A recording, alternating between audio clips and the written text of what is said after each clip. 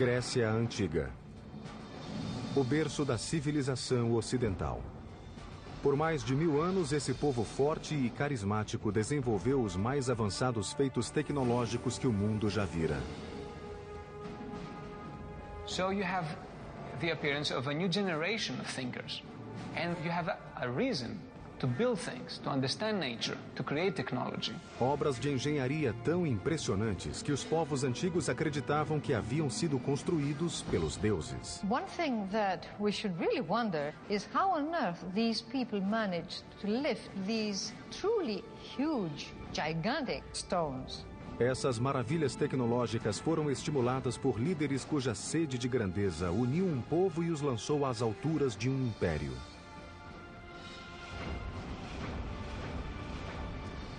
Mas essa brilhante explosão de cultura e criatividade sucumbiria vítima de batalhas ferozes que lançaram irmão contra irmão. Duelos mortais que levariam ao fim de uma era de ouro.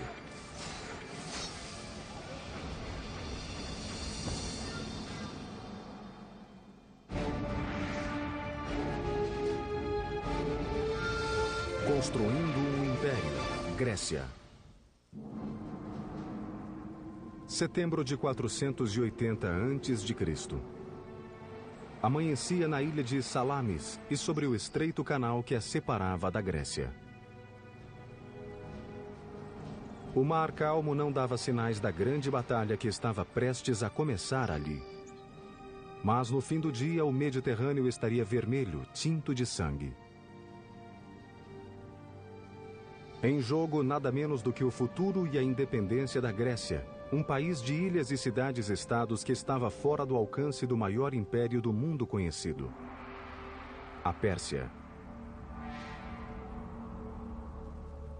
Persia was the world superpower of its day, enormously wealthy, enormously self-confident, the greatest multi-ethnic, multicultural empire the world had seen. No horizonte, uma força invasora de proporções épicas.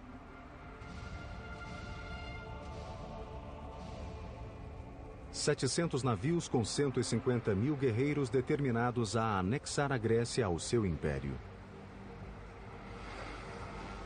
Mas um grego estava alerta e pronto para a batalha. Seu nome, Temístocles, um almirante e político ateniense que há anos se preparava para esse momento. But going up against Persia, the world's greatest superpower of the time, would be no day at the beach for Themistocles. Hello, I'm Peter Weller. First of all, the Greek naval fleet was outnumbered 2-1. Second of all, Themistocles faced the almost insurmountable problem of trying to unite a completely disparate and contentious group of warriors into one command. You see, the good news about the civic development of ancient Greece was the city-state. Each of these city-states was sort of a self-contained, self-reliant mini-country within Greece. But the bad news about the civic development of ancient Greece was the city-state.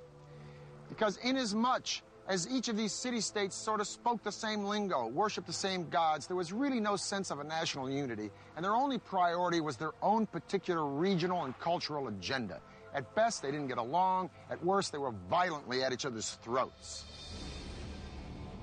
Se existia alguém que podia unir os atenienses, esse alguém era Temístocles. Um homem que não vinha da aristocracia e não se envergonhava que seus conterrâneos soubessem disso.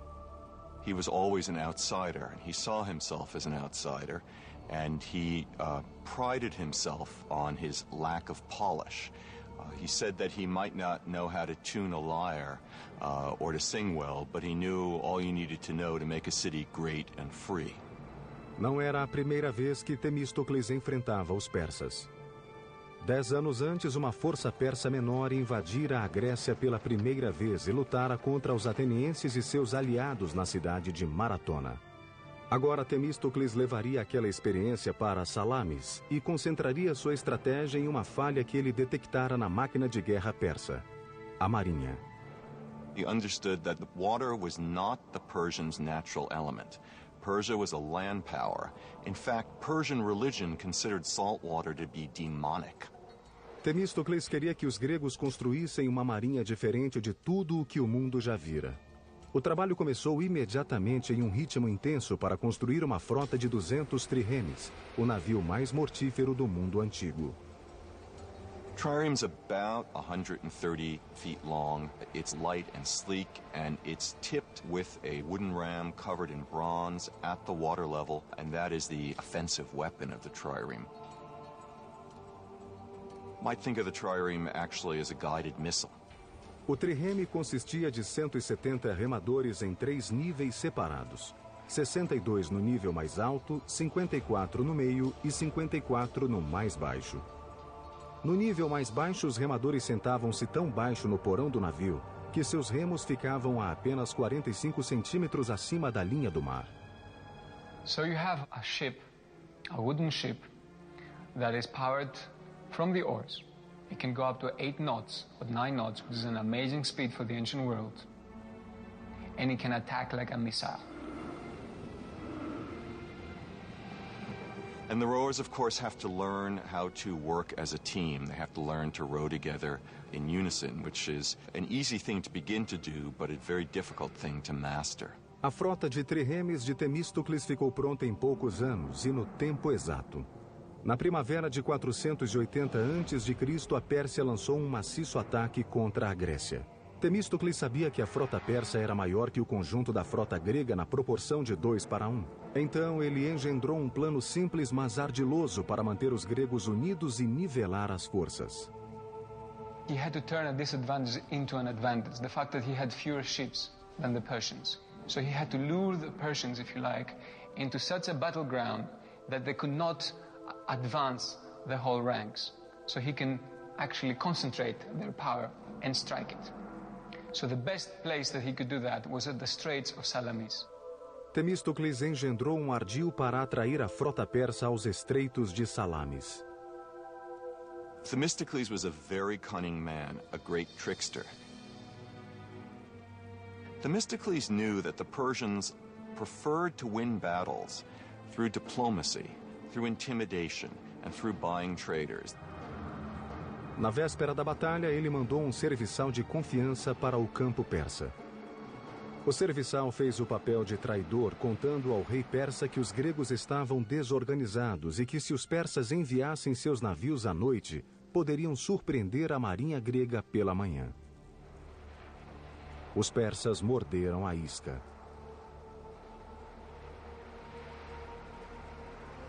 And so at dawn, the Persians discovered to their shock that the Greek fleet, instead of being about to flee, was getting into battle formation, and that they, the Persians, would have to fight.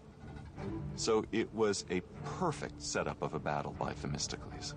200 triremes, movidos por 34.000 remadores gregos, se dispuseram em linha, não cedendo espaço para os persas manobrarem nos estreitos. A armadilha funcionou perfeitamente. Os ataques se mantiveram pelo dia todo. Os triremes gregos cercavam os navios persas e depois arremetiam com suas vigas dianteiras. And the Persian officers died in unusually high proportions.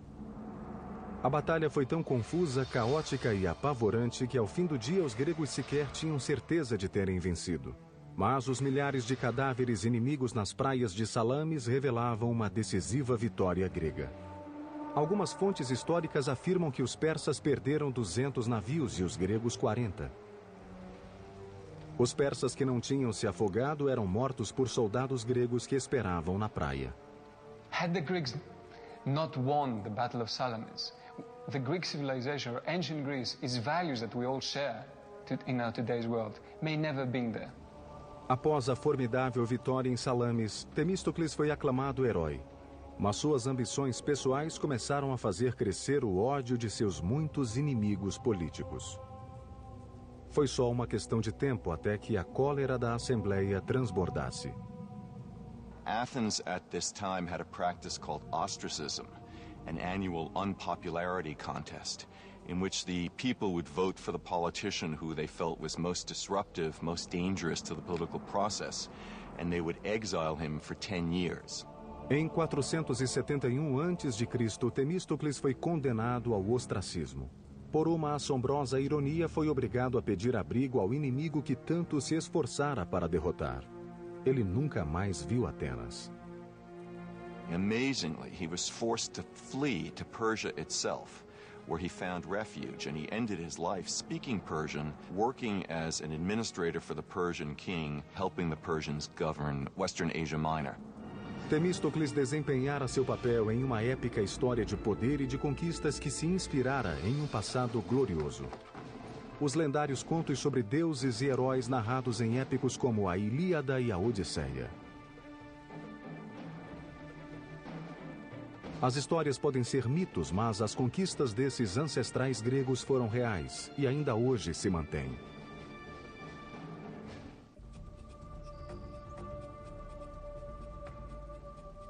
Por volta de 1300 a.C., um povo que falava uma forma antiga da língua grega habitou grandes porções da Grécia. Eles eram conhecidos como micênios e durante anos suas guerras e escândalos, proezas e conquistas foram matéria-prima de lendas e estabeleceram os alicerces da civilização grega.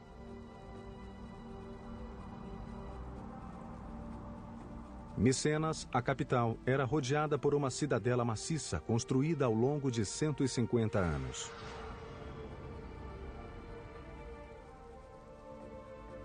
De acordo com o mito, nesta cidade os micênios foram liderados por um rei chamado Agamenon, cujas lutas épicas foram registradas pelo poeta Homero no século VIII a.C. em duas das narrativas mais famosas da história, a Ilíada e a Odisseia. So, the Iliad was something like the Bible for ancient Greeks. It contained a moral story. It told you how you should live. It described gods, it described religion, but also described people. It described situations. It gave ideals that you should look upon. As narrativas da Ilíada e da Odisseia tornaram-se famosas. O sequestro de Helena por Paris, os 10 anos do cerco infligidos por Agamenon a Troia, e o gigante cavalo de madeira utilizado pelos gregos para entrar em Troia e destruir a cidade. Embora as proezas de Agamenon durante a Guerra de Troia tivessem sido heróicas, seu retorno a Micenas não teve uma recepção muito calorosa. Ele foi assassinado pela própria esposa.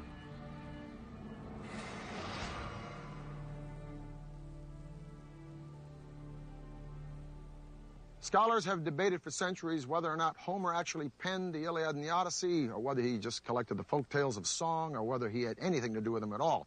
But if the ancient Greeks came back today, they'd scoff at this pithy harangue. Because of the ancient Greeks, Homer wasn't just some top 40s folk singer, nor was he the best-selling hack writer of some piece of pulp fiction. Homer was an historian. And these legends weren't the bedtime stories to be whispered to the kiddies before the oil lamps were blown out.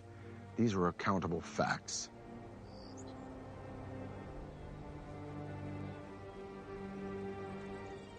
This is what is left of Mycenae, the capital city of which Homer writes, and where many, including me, would like to believe that Agamemnon really ruled. These ruins show us that not only were these early Greeks master builders, but they were capable of some amazing engineering feats. As you approach Mycenae, first thing, of course, that you will see is the fortification walls, which are very impressive. And immediately you have this feeling of awesome. Os muros da cidadela de Micenas são formados por blocos de pedra e cada um pesa cerca de 10 toneladas. Foram dispostos com tal precisão que cada pedra se encaixa perfeitamente no bloco adjacente. Mas, como vista inspiradora, nada em Micenas chega perto da colossal entrada principal da cidadela, o Portal do Leão.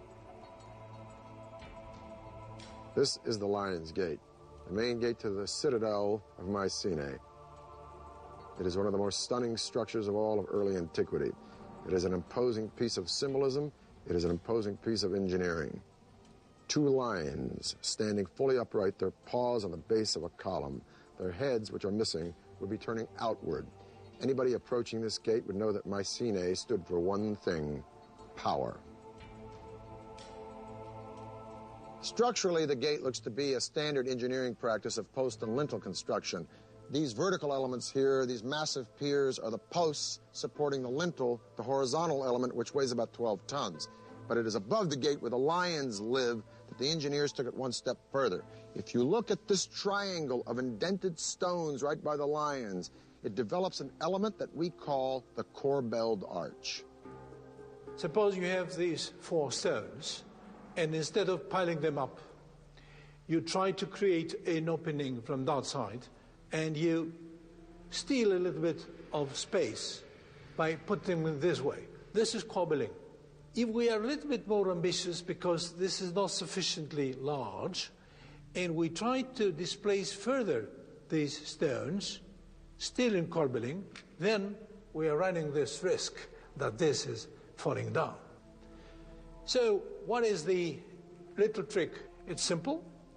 You start putting counterweight behind each of these corbelled stones. Now, this triangle, first of all, we should say that this is a true Mycenaean innovation. This is something that we see for the first time, most probably worldwide. So in that sense, we are looking at something that's very innovative, very new. Os engenheiros micênios levaram o arco avançado passo além. Eles aplicaram a ideia para criar um revolucionário espaço interior com uma cobertura chamada abóboda. A cobertura era utilizada em apenas um tipo de construção: túmulos. Como os egípcios, os micênios construíram estruturas extraordinárias para abrigar seus líderes mortos. Esses túmulos chamavam-se tóloi. Suas construções partiram de algo que os engenheiros micênios nunca haviam feito. I mean, the circular form is completely absent in the architectural minds of the Mycenaeans. The Mycenaeans work with straight lines and right angles. So the circle is just for this kind of structure. So that makes the impression and the symbolism of the circle as related to death even stronger. Construir tóloi era gigantesco empreendimento de engenharia. O primeiro passo era cavar a lateral de uma colina. So they dug this trench, and this trench would form the dromos, which means in Greek road or way. In this case, it's a walkway to the tomb, and it's flanked on each side by these beautiful almond stones set in lengthwise and edgewise. Now, 3,200 years ago, in 1200 BC, a visitor approaching would walk down this dromos, and then he would be confronted by an unbelievably magnificent and stunning sight, this massive doorway. The doorway would be flanked by 2 fantastic columns carved out of solid green marble with zigzag and spiral designs going all the way up. Each one of these massive stones is 2.5 feet tall, and there are 33 rings of these stones laid out in a conical shape. Now, each layer of stone is laid over the lower one in a sort of protruding fashion. That's what we mean by the corbelled style. And then they're shaved down to make it all very smooth. In order for this structure to be stable, you need a constant pressure from outwards inwards, very much like a barrel where you need this band, this metallic band around to keep the rings together. This pressure comes from the addition of earth. As they build, they add earth from around, and quite a lot of earth, and there comes a point when they have finished the beehive structure inside. At the same time, they have built a whole earthen mound on top. Por volta de 1100 anos antes de Cristo, essa civilização grega se desintegrou e desapareceu repentina e misteriosamente. There's lots of theories about that. I think the most dominant one is new tribes, new barbarian tribes came from the steppes, and they attacked the civilizations of Egypt, they attacked the civilization of Mesopotamia, causing disruption in the trade routes. But that became their fall. Com a queda de Micenas, a Grécia entrou na Era das Trevas. Por 4 séculos, sua cultura caiu em profundo torpor. Então, no 8º século antes de Cristo, as cidades-estados autonomamente começaram a se desenvolver e a florescer. cada qual forjando sua própria identidade e competindo por superioridade econômica, militar e tecnológica. Uma ilha grega em particular, Samos, veria a construção de um dos feitos de engenharia mais impressionantes do mundo antigo, movendo montanhas para levar água ao povo.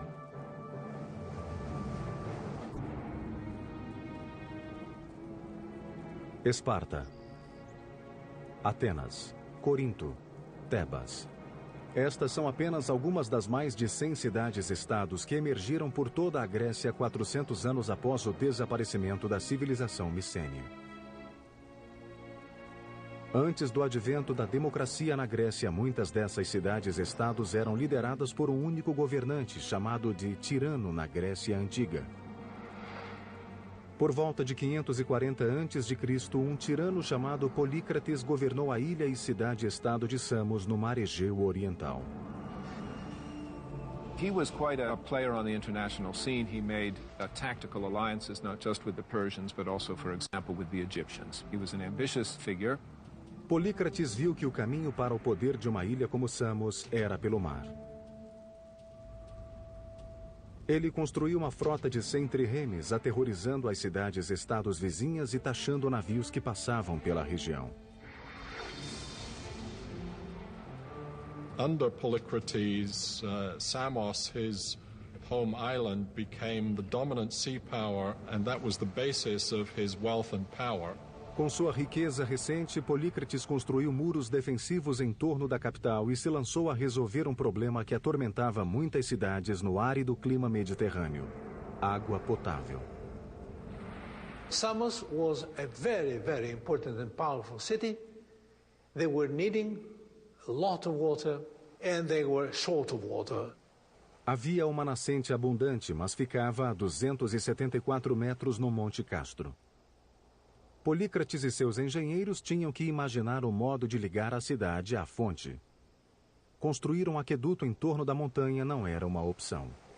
You could construct a water supply system around the mountain, but the first thing a besieging enemy would do to cut off that water line, and there you are with your wonderful fortification, with your wonderful new walls, and you're drying out. A solução requeria algo fora do comum. Polícrates procurou um engenheiro chamado Eupalinos. Este veio com uma solução que literalmente significava mover uma montanha, um túnel que atravessasse o Monte Castro. Seria um projeto enorme e extenso. The time needed for such tunneling should be enormous. Therefore, the decision was taken to drive tunnels from both sides. This is a mathematical and a technical problem. Como os engenheiros da atualidade fizeram sob o Canal da Mancha, Eupalinos cavou túneis dos dois lados da montanha para que se encontrassem no meio. Para tanto, teria de se certificar que cada túnel começasse na mesma altura nos lados opostos da montanha. Os túneis também tinham que coincidir no plano horizontal. Caso contrário, eles passariam um ao lado do outro como navios na noite. Sem equipamento sofisticado de exame topográfico, era um notável desafio de engenharia. A teoria envolvia uma caminhada curta em torno de uma grande montanha. Simulando um caminho da fonte para a cidade em curtas linhas perpendiculares, Eupalinos podia medir cada pequena extensão para calcular dois lados de um triângulo retângulo. Com dois lados do triângulo conhecidos, a hipotenusa era o caminho do túnel através da montanha. O que tornava esse prodigioso feito de engenharia ainda mais impressionante é que envolvia não só um túnel, mas dois. O túnel principal foi cavado a uma altura e largura de cerca de 2 por 2 metros, para ser usado apenas como espaço de trabalho para cavar um segundo túnel adjacente e abaixo do principal e que serviria como aqueduto. O túnel de trabalho foi cavado em terreno plano e o do aqueduto na lateral e abaixo daquele. Esse segundo túnel precisava ter um leve declive que permitisse o fluxo suave da água em direção à cidade. O risco de vida era permanente naquelas escuras e perigosas entranhas da montanha. Once they were in the mountains, the difficulties must have been paramount because rock may be moving in unpredictable ways. Water may all of a sudden splash up and cause havoc. This was probably a constant danger. Apart from that, it was dark and needed to be illuminated, and you needed to constantly know where you are in order to keep your line straight. Após pequenos ajustes, as duas equipes se encontraram na metade do caminho, quase que exatamente onde Eupalinos originalmente determinara. Os pisos dos dois túneis se conectaram com apenas 60 centímetros de diferença. Uma discrepância de menos de 1% do comprimento de 1.066 metros do túnel. Esse impressionante feito de engenharia pode ter sido o momento luminoso do reinado de Polícrates. Mas sua sorte política não seria tão brilhante. The Persian governor on the coast of Asia Minor decided that that degree of autonomy that Polycrates enjoyed was unsuitable to the development of Persian power, and he was arrested and brutally tortured and crucified. Polícrates foi apenas um entre muitos tiranos que governaram as cidades-estados da Grécia Antiga entre 800 e 500 a.C. O poder de poucos sobre muitos era a única forma de governo que os humanos conheciam. Mas isto estava prestes a mudar. A cidade-estado de Atenas mudaria o curso da história. O líder visionário que faria isso acontecer se chamava Péricles. Seu legado seria um monumento eterno da Acrópole ateniense que se ergueu acima das nuvens. Um impressionante exemplo de precisão de engenharia chamado Partenon. Em 480 a.C., quando Temístocles derrotou os persas na Batalha de Salamis, ele salvou não só Atenas, mas também sua jovem democracia que nascera há 25 anos. Para Atenas, a época do governante único acabara. Atenas era rica em poder militar, tesouros, tecnologia e ideias. Estava pronta para sua época de ouro e um homem a conduziria até lá. Seu nome era Péricles, um intelectual democrata e esclarecido que apoiava as artes. Mas Péricles também expandiria o poder ateniense através de outros meios, inclusive ameaças, suborno e força bruta. Pericles came from one of the old aristocratic families of Athens, so he came from the kind of family background in which a career of political and military leadership was expected. Sua escalada ao poder começou quando foi eleito, ainda jovem, para o posto de estrategos, em um grupo de 10 homens que comandavam o exército e definiam a política externa. Político nato e talentoso orador, Péricles logo se tornou o estadista mais influente e poderoso de Atenas. Pericles was the typical political animal, if you like. This guy was a politician. He was able to speak and convince. He was completely dedicated to what he did. Péricles tornou-se líder de Atenas em 461 a.C. Graças à frota de triremes que Temístocles construíra, a marinha ateniense manteve-se insuperável no Mediterrâneo Oriental. Mas, apesar da derrota do Império Persa em Salamis, sempre pairava a ameaça de uma outra invasão. Em 478 a.C., Atenas e as cidades-estados do Egeu formaram uma aliança de defesa mútua chamada Liga de Delos, a versão da OTAN do mundo antigo. By 450 BC, Athens has become the undisputed leader of the Delian League, which is nothing more than a money faucet for the city-state. But Pericles, as undisputed leader of Athens, finds ways to put this money to the best possible use by building massive public structures that best reflect the grandeur and magnificence of Athens. Now, legend has it that Poseidon, god of the sea, and Athena, goddess of wisdom, each came to the Acropolis to compete for the patronage of the city, the outcome to be decided by the inhabitants. Poseidon struck the ground with his trident, and up popped a spring. Athena struck the ground with her spear, and up came an olive tree, which not only suggested sustenance for the Greeks, but a possible outlet for a commercial venue. Thus, Athena became the patron goddess of the city. Over the centuries, there were several temples to Athena, most of them destroyed. But we leave it to Pericles to give the world the most remarkable piece of architecture in all of Greek antiquity, the Parthenon. Péricles decidiu reconstruir o Partenon na Acrópole, usando as fundações de um antigo templo de Atena. Foram necessários milhares de trabalhadores e hábeis artesãos para criar esse templo magnífico. Custou mais do que qualquer outra edificação projetada pelos gregos, 30 milhões de dracmas, o equivalente a bilhões de dólares. That's an amazing amount, but keep in mind that was a huge state enterprise. A construção do gigantesco projeto começou em 447 a.C. O Partenon deveria ter 2/3 de um campo de futebol. Suas dimensões externas, 70 metros de comprimento por 31 de largura. O primeiro desafio foi retirar o mármore de uma pedreira na montanha a 16 quilômetros. Ao todo, seriam necessárias 30.000 toneladas da delicada pedra branca. Na pedreira, os trabalhadores usavam as fendas naturais para retirar da montanha blocos gigantescos de mármore. The first step is to locate these cracks and calculate if this piece of marble is sufficient for my specific purpose. The second step is to put within these cracks both horizontal cracks and vertical cracks, wedges, iron wedges. Why?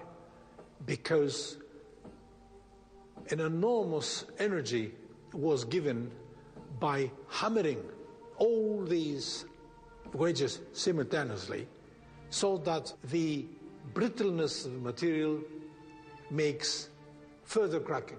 Com os blocos gigantes prontos, grupos de homens usavam alavancas, cordas e roldanas para manobrar o mármore e prepará-la para o transporte até a Acrópole. Acidentes eram frequentes. There was an enormous risk that this big block would slide further on, killing people underneath. Cortar e transportar o mármore da montanha foi apenas metade da batalha na construção do Partenon. Os engenheiros agora tinham que responder à questão: como levantar aqueles monstros de mármore de 10 toneladas e erigir o maior templo que o mundo já vira? Julho de 447 a.C. A construção de um magnífico templo começou na Acrópole ateniense. O Partenon era o grande projeto de Péricles, um líder dinâmico e ambicioso que levaria Atenas a uma idade de ouro jamais vista na Grécia Antiga. It was a statement. We are the most powerful city. We are the cauldron of democracy and free thinking. We have the best people, we have the best army, the best navy. We are the leaders. O Partenon diferia da maior parte dos templos da época, que consistia de uma construção hexastilo com pórtico de 6 colunas e 13 colunas laterais. O Partenon seria um octoestilo com 8 colunas por 17. That makes the building very different because they all have basically the same proportions. When you make them larger, you simply scale up everything. To make it wider was to give it an extra dimension. As colunas forneciam o apoio principal para a estrutura. Cada coluna consistia de 11 tambores empilhados uns sobre os outros. Como eram esculpidos, se encaixavam perfeitamente quando colocados em coluna. Para isso, o topo de cada tambor era dividido em 4 círculos concêntricos, com cada anel aplainado ou não, dependendo da intensidade necessária de fixação para se encaixar com o tambor seguinte. No centro de cada tambor, os pedreiros abriram um entalhe retangular de 15 centímetros de área e de 7 a 10 centímetros de profundidade. Depois, os carpinteiros inseriam cavilhas nos entalhes que serviam para alinhar e centralizar com o tambor de cima. O desafio seguinte era levantar os pesadíssimos tambores, sobretudo os das seções mais altas. Uma única coluna do Partenon pesa entre 63 e 119 toneladas. A crane is an extremely simple device. You have just a boom, and then you have a series of pulleys, which, as we know, just give you the possibility of taking up a weight of, say, 10 tons by pulling down only 100 kilos. Os engenheiros prendiam a pedra no guindaste de várias maneiras. O método mais utilizado era amarrar a ponta da corda na parte superior de um gancho de metal em S, firmar as cordas mais curtas na parte inferior do gancho e laçá-las em pequenos botões que eram deixados em bruto no mármore precisamente com esse objetivo. Normalmente eram deixados 4 botões no tambor ou no bloco de pedra, distribuindo uniformemente a força necessária para içar o objeto. As paredes dos espaços interiores deveriam ser colocadas com muita precisão, pois os construtores gregos não usavam argamassa. Para manter unidas as extremidades de cada bloco, os construtores cavavam as laterais com um desenho em T duplo. Depois inseriam bastões de ferro para mantê-los unidos. Com as colunas e os blocos em posição, os botões utilizados para içá-los eram tirados e as marcas aplainadas. There's a saying that there are no straight lines in the Parthenon. Now, what's meant by this is that the architects incorporated a series of sort of optical illusions when they built it. It starts with the stairs, goes up through the columns, all the way up to the top of the building, the pediment, that triangular element at the top. So let's take a look at the stairs. They seem to be straight, but no, closer look, they bow in the center and they go back down at the end. Now this conceit, if you will, continues right up to the columns. This column is of the Doric order. There's no base. It seems to grow right up out of the stone. Each column has 20 flutes, which makes the column sort of undulate as you look around it. And then the column bows out in the center and bows back up at the top. This is a process called entasis. Such long lines, which are more or less at the level of your horizon, tend to curve. So in order to extinguish this effect, they curve them the other way, so the result, again, is more harmonious and you see it as being straight. Because if it was all straight, perfect, right angles, then you will see it like that. A principal função do Partenon era dar abrigo à monumental estátua de Atena. Parthenon was an extremely expensive building, but the statue inside of it was almost equal in cost to the building itself, if not even more expensive. Athena's statue was about 10, 11 meters high. That means 32, 35 feet or so. And it was of the materials gold and ivory. Centenas de escultores criaram figuras que pareciam vivas, o que demonstra que havia talento não só na construção. O trabalho mais famoso na decoração do templo é o friso que corre nas paredes internas. Foi esculpido em baixo relevo, com as figuras muito próximas do plano de fundo. Retrata a Panateneia, uma celebração à deusa Atena realizada a cada 4 anos. What survives on the site of the Parthenon today are the white marble remains of the building. In antiquity, not only the sculptures, but also many other parts of the building were richly decorated with paint. Porém, nem todos os cidadãos ficaram encantados com o Partenon. Alguns consideravam o projeto de estimação de Péricles horrível e um simples monumento à sua própria glória. Now, many Athenians hated the Parthenon, the temples. They thought it was disgusting. They thought it was terrible. Plato didn't like it at all. For many Athenians, when they saw in their holiest of holies, if you like, those new buildings coming up, buildings that had incorporated novelties, buildings that were making a break from the past. Os murmúrios de descontentamento em Atenas não se limitavam ao Partenon. Como Péricles continuava a expandir o domínio de Atenas, seus rivais começaram a conspirar contra ele. Em pouco tempo, começaram a lançar ataques aos seus aliados. No topo da lista estava uma mulher bonita e culta chamada Aspásia, membro da elite da casta Hetera e companheira de Péricles. Hetairai were high-class courtesans, often compared, for example, to geishas in Japanese culture. Hetairai moved in the top circles in Athenian and Greek cultural life. Em Atenas, as mulheres deviam se submeter ao domínio dos homens, mas Aspásia era a exceção à regra. Péricles a tratava como igual, e sua companheira rapidamente se tornou parte da elite ateniense. But they became a well-known couple, and to the sort of astonishment and some scandal of the Athenian people, Pericles was even to be seen actually kissing Aspasia publicly. And of course, public displays of affection were not anything that one expected to see in classical Athens. Em 432 a.C., após quase 15 anos de construção, o Partenon foi finalizado. Essa homenagem a Atena fez o que Péricles queria: divulgar o poder de Atenas para o mundo. Ironicamente, a supremacia que o Partenon simbolizava já estava em declínio. E Esparta, o inimigo de longa data de Atenas, em ascensão.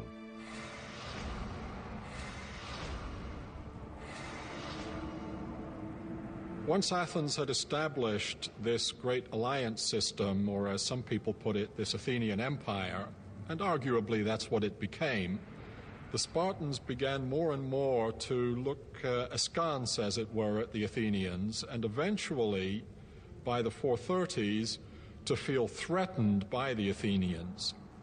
Em 431 a.C., Esparta atacou Atenas.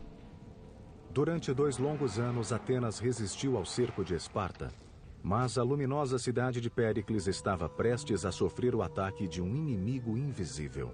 After a couple of years, because of the overcrowding in the city of Athens, disease that seems to have come originally from the Near East attacked the Athenian people. It's known as the Great Athenian Plague. Large numbers of Athenians died in this plague. Péricles, então, com mais de 60 anos, sobreviveu à peste, mas estava fisicamente debilitado e sobre ele pesava a culpa pela desgraça da cidade. Em 429, com a peste e a guerra eclipsando sua amada cidade, Péricles morreu.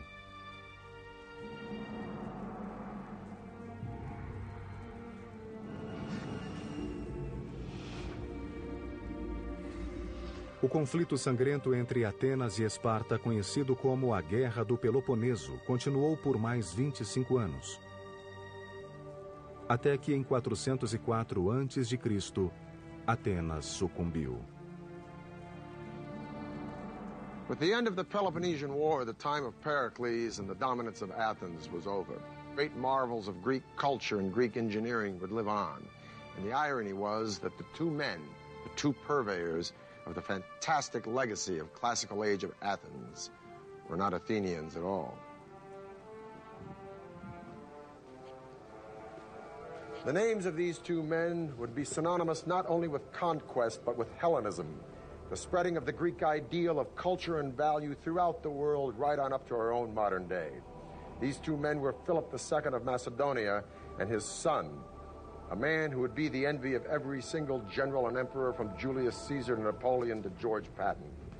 A man who would traverse most of his known world in his short 33 years, that student of Aristotle and self-proclaimed God, Alexander the Great.